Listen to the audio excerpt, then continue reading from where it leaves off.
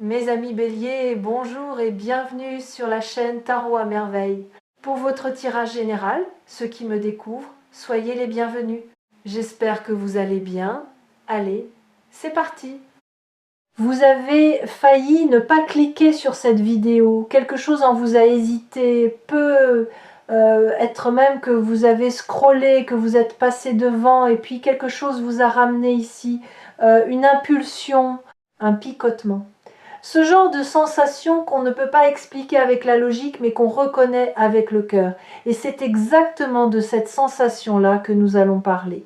Parce que cette même impulsion, ce même picotement, c'est le signal que quelqu'un est en route vers vous.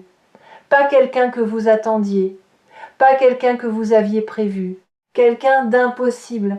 Et quand je dis impossible, je ne parle pas d'une personne imaginaire ou d'un fantasme. Je parle de quelqu'un dont l'arrivée dans votre vie défie tout ce que votre mental considérait comme probable.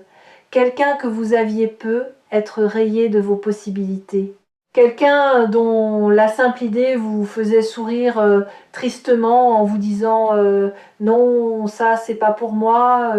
Eh bien, asseyez-vous confortablement parce que l'univers a un sens de l'humour que votre mental ne comprendra jamais. Avant de vous parler de cette personne, je dois d'abord vous parler de vous, de ce qui s'est passé en vous ces derniers temps. Parce que rien n'arrive par hasard, et surtout pas les rencontres. Une rencontre, c'est le résultat d'un alignement. Deux personnes ne se croisent pas simplement parce qu'elles empruntent le même chemin. Elles se croisent parce qu'elles ont atteint, chacune de leur côté, un point précis de leur évolution. Un point où la rencontre devient non seulement possible, mais nécessaire. Et vous, sans le savoir, vous avez atteint ce point. Repensez aux dernières semaines. Quelque chose a changé dans votre manière de vous percevoir. Ce n'est peut être pas spectaculaire. Ce n'est peut être pas un grand déclic accompagné de violon. C'est plus subtil que ça. Une lassitude qui s'est transformée en tranquillité, un besoin de plaire qui a perdu de sa force, une manière de vous regarder dans le miroir qui a légèrement, presque imperceptiblement changé, comme si, pour la première fois depuis longtemps, vous commenciez à vous voir tel que vous êtes réellement, sans le filtre de vos blessures, sans le voile de vos déceptions passées, juste vous. Et ce que vous avez vu ne vous a pas déplu. Ce glissement intérieur, aussi discret soit-il, a envoyé un signal, pas un signal que vous avez consciemment émis, un signal énergétique, comme une fréquence radio qui change de station. Et quelque part, quelqu'un a capté cette fréquence. Quelqu'un dont la propre station intérieure vient de se régler sur la même longueur d'onde que la vôtre. Cette personne ne sait peu, être pas encore pourquoi elle pense à vous, ou pourquoi quelque chose en elle se tourne dans votre direction, mais elle le sent. Comme vous sentez en ce moment que ces mots vous concernent, je voudrais que vous compreniez quelque chose de fondamental sur la nature des rencontres impossibles. Elles ne se produisent jamais quand on les cherche. Jamais. Et ce n'est pas une cruelle ironie du destin, c'est une mécanique précise. Quand vous cherchez désespérément quelqu'un, vous émettez une énergie de manque. Et le manque attire le manque. Vous attirez des personnes qui manquent elles aussi de quelque chose. Et ensemble, vous essayez de combler des vides avec d'autres vides. Ce n'est pas une rencontre, c'est un arrangement de survie. Mais quand vous cessez de chercher, quand vous commencez à habiter votre propre vie avec une forme de plénitude, même imparfaite, même fragile, quelque chose se déverrouille. Vous passez de l'énergie du besoin à l'énergie de l'accueil. Et l'accueil est magnétique. L'accueil ne court après personne. Il ouvre la porte et attend avec confiance. Il dit « Je suis entier. Et si quelqu'un vient enrichir cette entièreté, alors ce sera un miracle choisi. » Pas un pansement sur une blessure. C'est exactement l'énergie que vous dégagez en ce moment. Et c'est pour cela que cette personne impossible peut enfin se manifester. Parlons maintenant des signes. Parce que les signes sont déjà là. Vous ne les avez peu, être pas identifiés comme tels, mais ils parsèment votre quotidien depuis quelque temps. Le premier signe, c'est la nostalgie sans objet. Vous avez ressenti récemment une forme de nostalgie étrange. Pas la nostalgie d'un souvenir précis ou d'une personne en particulier. Une nostalgie diffuse, comme si votre cœur se souvenait de quelque chose qui n'a pas encore eu lieu. Comme si une partie de vous était déjà connectée à un moment futur et le regrettait par avance, tant il est beau. Cette nostalgie du futur, c'est votre âme qui perçoit ce qui arrive avant que votre mental ne puisse le conceptualiser. Le deuxième signe, c'est un changement dans vos goûts, quelque chose de très concret. Peut être que vous écoutez des musiques différentes, peut être que vous êtes attiré par des endroits que vous ne fréquentiez pas avant, peut être que vous avez soudain envie de prendre soin de vous d'une manière nouvelle, de changer un détail dans votre apparence, de réarranger un espace de votre maison. Ces changements apparemment anodins ne sont pas anodins du tout. Votre être tout entier se prépare. Il fait de la place. Il réorganise votre monde extérieur pour qu'il corresponde au monde intérieur qui est en train de naître. Et dans ce monde intérieur nouveau, il y a une place pour quelqu'un. Une place que vous n'avez pas créée volontairement. Elle s'est créée toute seule, comme une clairière qui s'ouvre au milieu d'une forêt dense. Le troisième signe est plus troublant. Ce sont les rêves. Pas nécessairement des rêves clairs avec un visage ou un nom. Plutôt des rêves de sensations. Vous vous réveillez avec l'impression d'avoir été en présence de quelqu'un. Une chaleur, une douceur, un sentiment de reconnaissance, comme quand on retrouve quelqu'un qu'on n'a pas vu depuis très longtemps et que les mots sont inutiles parce que le silence suffit. Ces rêves sont des avant-goûts, des fragments de ce qui vient. Et il y a un quatrième signe plus discret mais tout aussi révélateur. Vous avez commencé à faire le tri. Pas seulement dans vos placards ou dans votre téléphone, dans votre vie intérieure. Des pensées auxquelles vous vous accrochiez depuis des années ont commencé à perdre leur emprise. Des jugements que vous portiez sur vous-même se sont adoucis. Des souvenirs douloureux ont perdu un peu de leur charge émotionnelle, comme des orages qui s'éloignent et dont on n'entend plus que le grondement lointain. Ce tri n'est pas anodin. C'est votre être profond qui range la maison avant l'arrivée d'un invité. Pas n'importe quel invité. L'invité que votre cœur attend depuis si longtemps qu'il avait presque renoncé à l'espérer. Cinquième signe, et celui-ci est particulier, vous ressentez par moments une joie inexplicable. Une joie qui ne correspond à rien de concret dans votre quotidien. Tout va comme d'habitude, rien de spécial ne s'est produit, et pourtant, pendant quelques secondes, parfois quelques minutes, un sourire vous vient, une légèreté traverse votre poitrine, comme si votre corps savait quelque chose que votre tête ignore encore. Cette joie sans cause apparente et peut être le signe le plus beau de tous. C'est votre futur qui envoie des échos dans votre présent. C'est la preuve que quelque chose de lumineux existe déjà dans votre ligne de vie et que votre âme peut le percevoir bien avant que vos yeux ne le voient. Si vous êtes ici sur Tarot à merveille, c'est que votre intuition fonctionne déjà à plein régime. Vous captez des signaux que la plupart des gens ignorent. Et cette capacité, cette sensibilité, c'est précisément ce qui rend possible ce qui arrive. Maintenant, je dois aborder quelque chose de délicat. Cette personne impossible qui arrive, elle va bousculer certaines de vos croyances, pas vos croyances spirituelles ou philosophiques, vos croyances sur vous-même.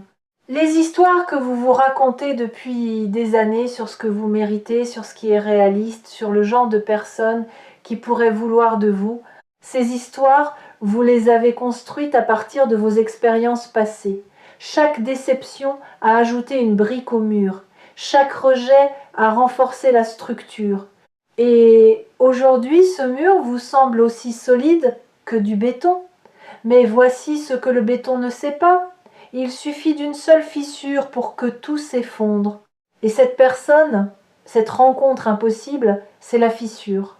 Pas une fissure destructrice, une fissure libératrice. Celle par laquelle la lumière va entrer dans un espace que vous gardiez scellé depuis trop longtemps, Vous allez résister, c'est normal.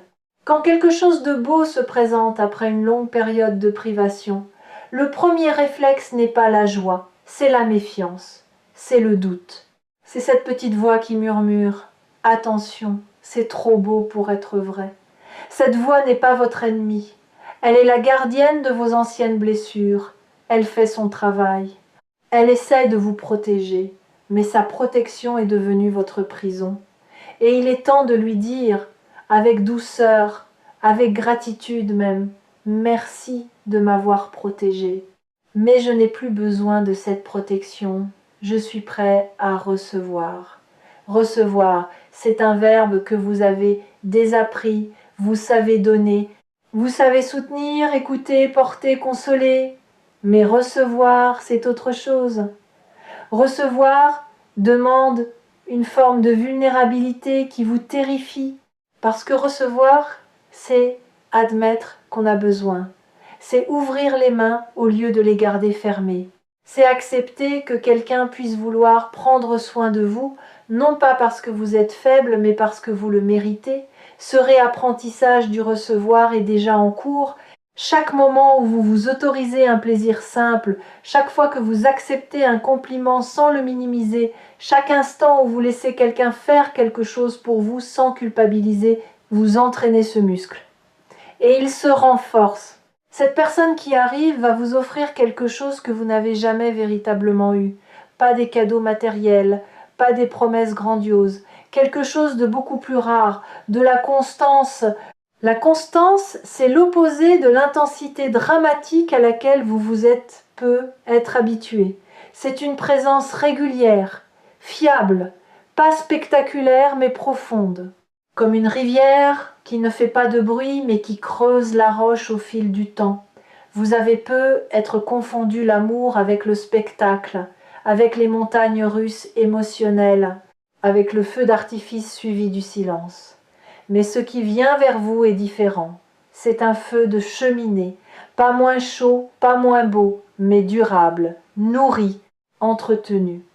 Et avec cette constance viendra quelque chose d'encore plus précieux, le droit d'être ordinaire, le droit de ne pas être parfait, le droit d'avoir des jours où vous n'êtes pas drôle, pas brillant, pas inspirant, des jours où vous êtes simplement fatigué, silencieux, vulnérable, et cette personne sera là quand même, pas par obligation, pas par pitié, par choix, par un choix renouvelé chaque matin. C'est ça le véritable miracle, pas la rencontre elle-même, mais le lendemain de la rencontre, et le surlendemain, et tous les jours qui suivent où cette personne continue de choisir d'être là dans le simple et dans le complexe, dans la joie et dans le doute, laissez-moi vous dire quelque chose sur le mot impossible.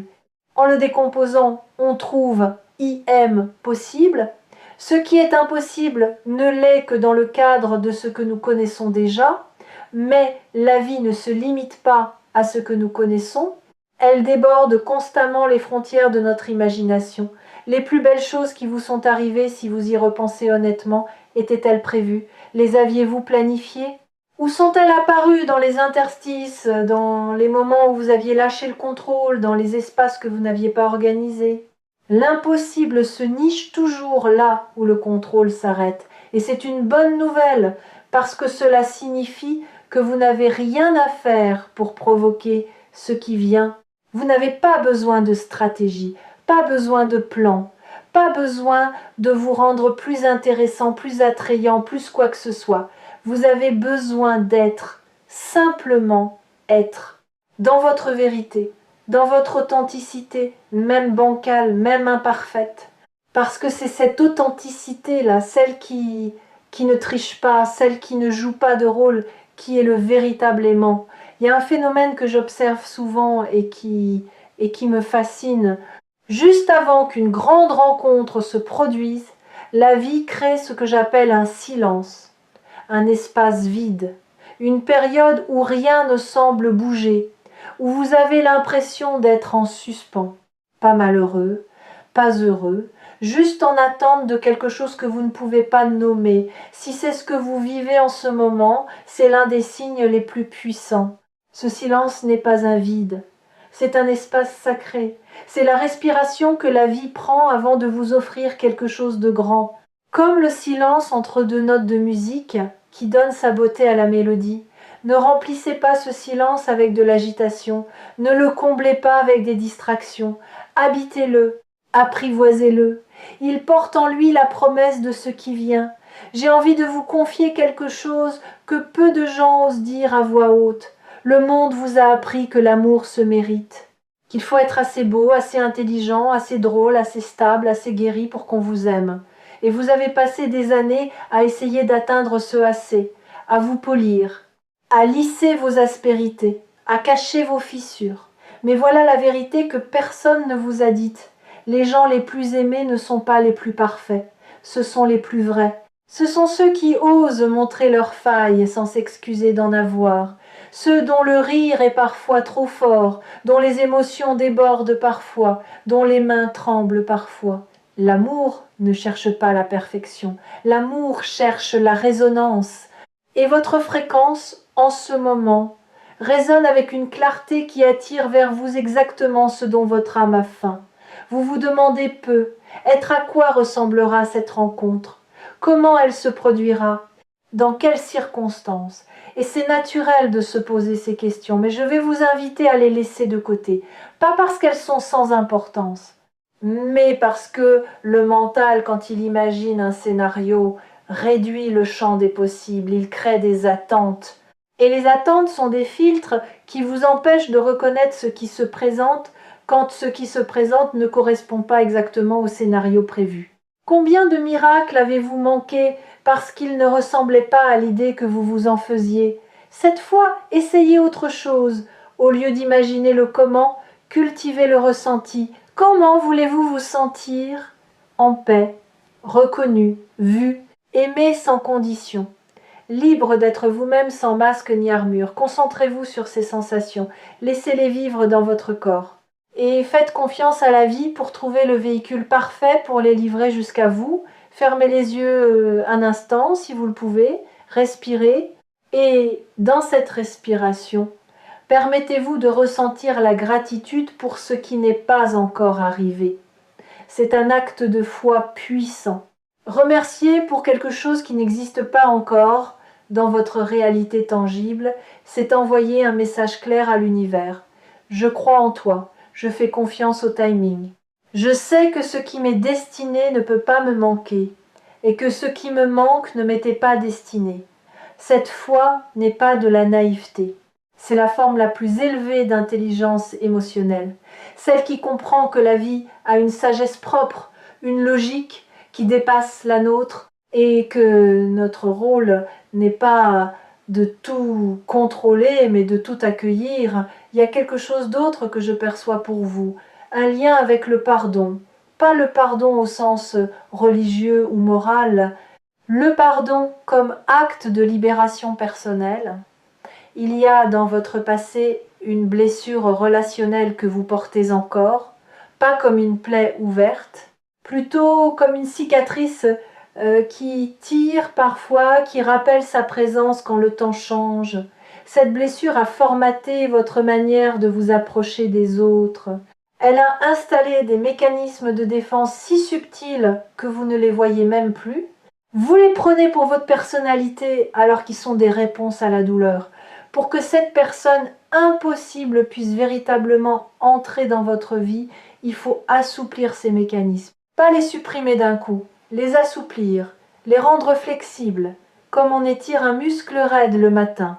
Et la clé de cet assouplissement, c'est de reconnaître que la personne qui vous a blessé n'est pas la personne qui arrive, ce sont deux êtres distincts, deux histoires différentes, deux énergies qui n'ont rien en commun. Si vous accueillez la nouvelle personne à travers le filtre de l'ancienne blessure, vous ne verrez pas qui elle est, vous verrez un fantôme.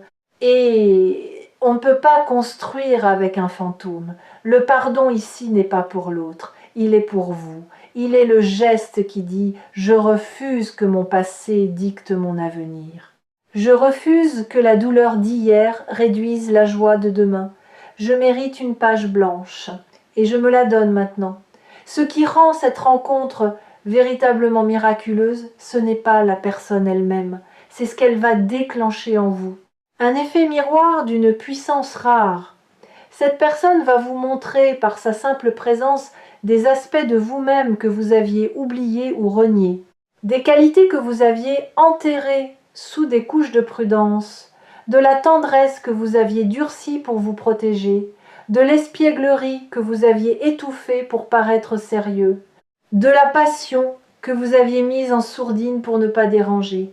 En sa présence, ces parts de vous vont refaire surface, naturellement, sans effort, comme des fleurs qui s'ouvrent quand le soleil revient. Et vous allez vous redécouvrir, vous allez vous dire « Tiens, j'avais oublié que je pouvais rire comme ça. J'avais oublié que je pouvais être aussi léger. J'avais oublié que la vie pouvait avoir ce goût-là. » Et savez-vous ce qui va se passer ensuite? Les gens autour de vous vont le remarquer. Pas parce que vous leur direz quoi que ce soit, mais parce que la lumière se voit. Quand quelqu'un retrouve une part de lui-même qu'il avait perdue, ça se lit dans ses yeux, ça s'entend dans sa voix, ça se ressent dans l'énergie qu'il dégage quand il entre dans une pièce. Certains seront heureux pour vous, d'autres seront déstabilisés, parce que votre transformation leur renvoie un miroir sur ce qu'ils n'osent pas encore faire dans leur propre vie.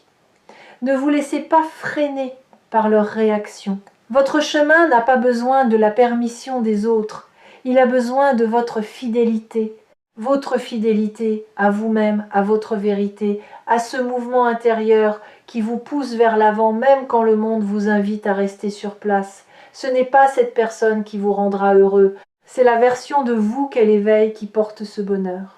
La nuance est essentielle. Le bonheur ne vient jamais de l'extérieur. Il vient de l'intérieur et parfois il a besoin d'un catalyseur pour se manifester. Cette personne est le catalyseur, mais la matière première, c'est vous. C'est toujours vous. Si vous êtes fidèle au message de Tarot à merveille, vous avez compris depuis longtemps que la vie n'est pas une série d'événements aléatoires, c'est une conversation. Un dialogue permanent entre votre monde intérieur et le monde extérieur. Et ce que vous vivez en ce moment, cette anticipation, cette sensation que quelque chose approche, fait partie de cette conversation. L'univers vous murmure quelque chose. Et votre seul travail, votre unique responsabilité, c'est de rester assez silencieux pour entendre.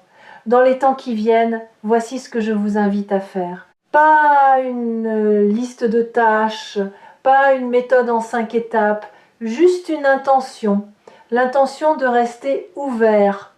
Quand une opportunité se présente, même petite, même insignifiante en apparence, dites oui. Quand quelqu'un vous tend la main, prenez-la. Quand votre intuition vous pousse vers un lieu, une activité, une conversation, suivez-la sans demander pourquoi. Parce que les miracles ne sonnent pas à la porte avec une pancarte. Ils se glissent dans les détails, dans les marges, dans les moments que vous auriez pu ignorer si vous n'étiez pas attentif. Cette personne impossible va peu apparaître là où vous ne l'attendez pas. Dans un contexte que vous n'aviez pas envisagé, sous une forme que vous n'aviez pas imaginée. Et c'est justement parce qu'elle échappe à vos projections qu'elle est un miracle. Un miracle, par définition, c'est ce qui dépasse notre entendement. Si vous pouviez le prévoir, ce ne serait plus un miracle, ce serait un plan. Et les plans, aussi bien construits soient-ils, ne rivalisent jamais avec la créativité de l'univers. Je veux terminer avec une image. Imaginez que votre vie est un jardin. Pendant longtemps, vous avez planté des graines et certaines n'ont jamais germé. Vous avez arrosé, attendu, espéré. Et le sol restait vide. Vous avez fini par croire que votre terre n'était pas fertile, que quelque chose en vous empêchait les choses de pousser. Mais ce que vous ne voyez pas, c'est que sous la surface, dans l'obscurité de la terre, les racines se formaient lentement, patiemment, sans bruit. Et un matin, sans prévenir, une pousse va percer la surface, fragile mais obstinée, vivante, réelle. Et cette pousse, c'est le début de tout ce que vous avez semé. de tout ce en quoi vous avez cru même quand rien ne poussait, de tout l'amour que vous avez donné et qui revient enfin vers vous. Cette pousse est en train de percer. En ce moment même, merci d'avoir écouté jusqu'ici. Merci de votre confiance. Merci de votre présence. Vous êtes plus proche que vous ne le croyez de ce que votre cœur désire le plus. Alors ne lâchez pas. Pas maintenant. Pas si près du miracle. Et si ces mots ont touché quelque chose en vous, gardez Tarot à merveille près de votre cœur. Revenez quand vous avez besoin d'un rappel, d'un souffle, d'une confirmation que ce que vous ressentez est vrai. Prenez soin de votre jardin. La plus belle floraison de votre vie est sur le point de commencer.